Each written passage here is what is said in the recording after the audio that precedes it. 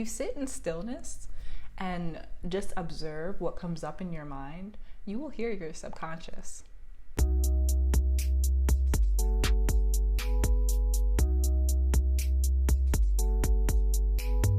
Hi guys, welcome back to my channel. My name is Dominique Davis, also known as Brown and Bindi, and here on this channel we practice flexibility of the mind, body, and spirit. So what I want to talk about today is really important, and it's kind of the new foundation that I'm starting to build my channel on, and that is the importance of understanding the subconscious, because our subconscious beliefs are what create our understanding of the world and our thoughts. And as we all know, our thoughts create our reality. So if you've been trying to manifest something and you've been having a little bit of difficulty bringing this manifestation into your physical reality, 99.9% of the time, it has to do with your subconscious belief and your perception of your manifestation. So I want to talk about what may be stopping you from bringing your specific manifestation into your reality. Before we get into it, I want you to know that in the description box, I have a free downloadable PDF that is a 5-day guide to helping you raise your vibration. And I also have a playlist that goes along with all 5 days of this guide. So if you're having some trouble raising your vibration and you don't know where to start, or if you're just new to this world and you want to know like what the heck all these law of attraction people are talking about, go ahead and download the PDF and it'll get you up to speed. Okay, let's get started. So, our subconscious beliefs shape our reality. That's what we're going off of. This video is not about that per se. So if you want a video just simply on how that works, let me know. I should make one. But yes, we know this as a fact. Our subconscious beliefs determine our reality. So where do subconscious beliefs come from? Experiences. When we experience something, we create a logical idea of what happened, and we also then have an emotional reaction to whatever logical idea we came up with, and that creates the subconscious belief. For example, when you were 10, let's say your teacher was like, hey, you failed this test, you're dumb. Your mind goes, I failed a test. Your mind sends out an emotion, and your emotional response is, I feel dumb because I failed this test. And then you can create a subconscious belief that because I failed this test, I am dumb. You carry this with you the rest of your life. You believe you're dumb when you're 25 years old, and you take a test at work and you fail it. And then you're triggered, right? That's how the subconscious works. A lot of us are carrying things with us from our childhoods. Definitely check in with yourself, check in with your beliefs, and make sure that you believe what your mind is telling you. The reason that I am talking about this is because I want to illustrate how unfair circumstances from our past can illustrate how we see the world now. And when something bad happens to you, it's important that you understand what happened to you and that you define what it means to you. Whenever we go through negative things, especially as children, because people care about us, they say, oh, you poor thing. Everyone's so quick to victimize us, right? So people may say, oh, you poor thing. Oh, how could they do that to you? How you're so strong, like blah, blah, blah, blah, blah. And something that may not have been a big deal to you, because of all these other people's energy, all of a sudden you're like, you know what? I am going to make this a big deal to me. And then you carry it with you, right?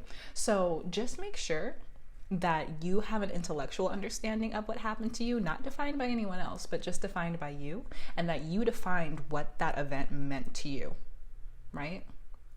Don't let it be painful because someone else keeps reminding you of the painful thing that you went through. It is up to you to decide how painful circumstances are, and it's up to you to decide how long you want to hold on to things.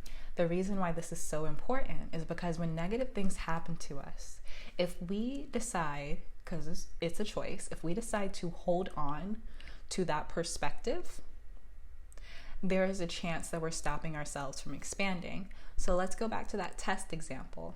If a person is holding onto this belief that they're dumb simply because they failed a test when they were younger, let's say that, they're 25 and they get offered a job, but they say, hey, to get the job, you need to take a test, right? And then all of a sudden, the job's not worth it anymore because this fear, this anxiety, all of these negative emotions attached to that belief start to come up, stopping that person from expanding into that job.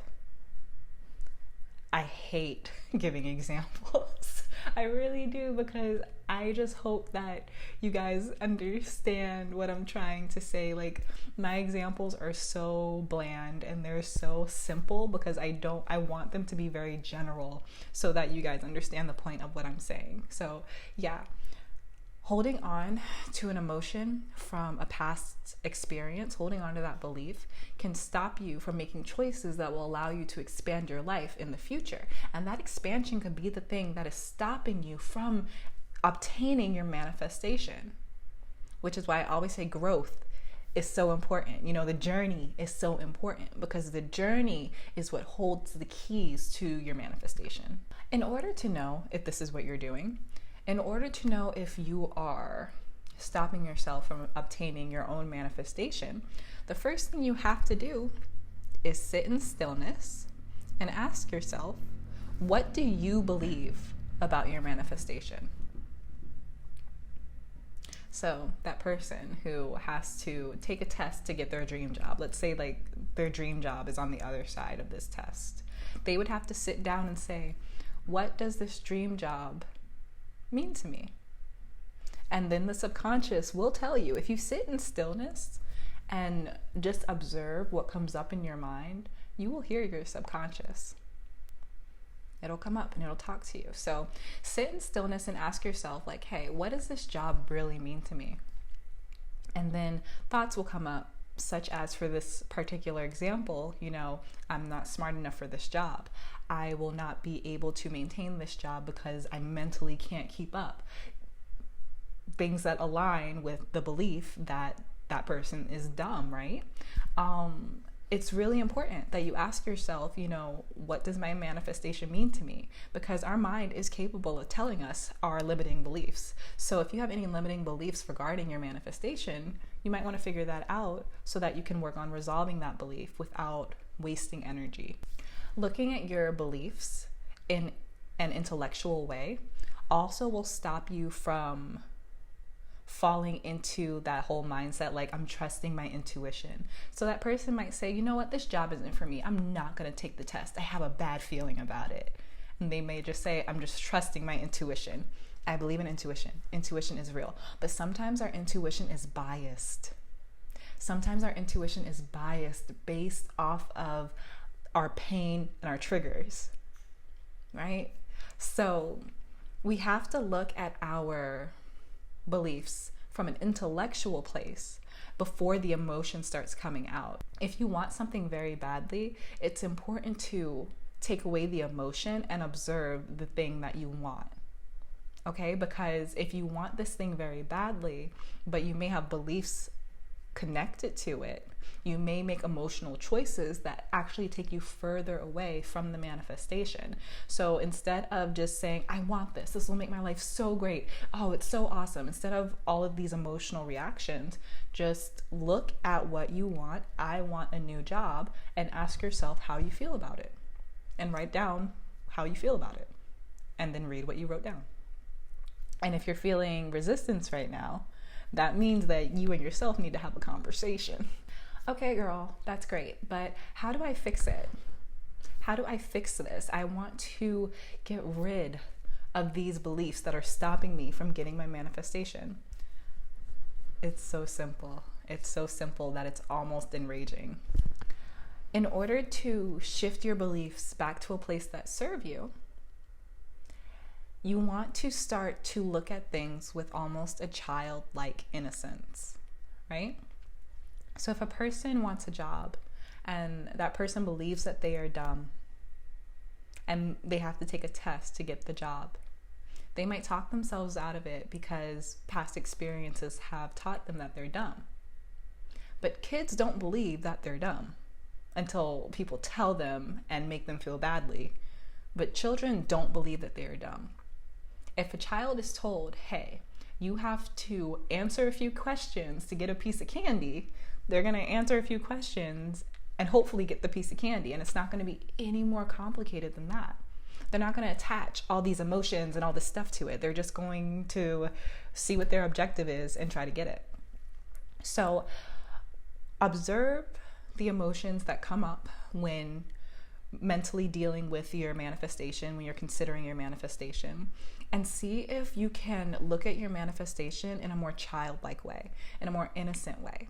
If there's any way that you can take away, strip away all these heavy beliefs that you have attached, even if you believe the beliefs are true. Obviously you do, they're your beliefs. Even if you believe that the beliefs are true, and no matter what the beliefs are true, just see if taking that belief away will serve you. That same person can say, I took a, what is it called? IQ. That same person can say, I took an IQ test. I got really low. I know for a fact that I am dumb. It's a fact, okay? That person can say that and still practice childlike innocence. They can put themselves in a place where they can tell themselves, I took a test and some stuff's happened to me before, but today I'm cleaning the slate. Today, I am going to act as if I never failed that test. And honestly, it's also about the knowing. Back to that child who is taking a test to get a piece of candy, or who's answering a few questions to get a piece of candy. That child knows in his or her heart that if she gets all these questions wrong and does not get the piece of candy, that child knows that she's still worthy of a good life. The child's going to go to sleep and wake up the next day and forget that it happened. So whatever your manifestation is, whatever you are working towards getting, you must have a knowing that you are worthy, that you deserve your manifestation, and that your manifestation is coming to you no matter what. So I hope you enjoyed this video, because I enjoyed making it. Give it a thumbs up if you liked it, because that will let other people know that it is valuable. If you'd like me to expand on anything that I talked about, let me know down in the comments and I'll be happy to. And last but not least, please make sure that you are subscribed and that you click the little notification bell so that you know when I come out with new videos. I adore you. I'll see you next video. Bye.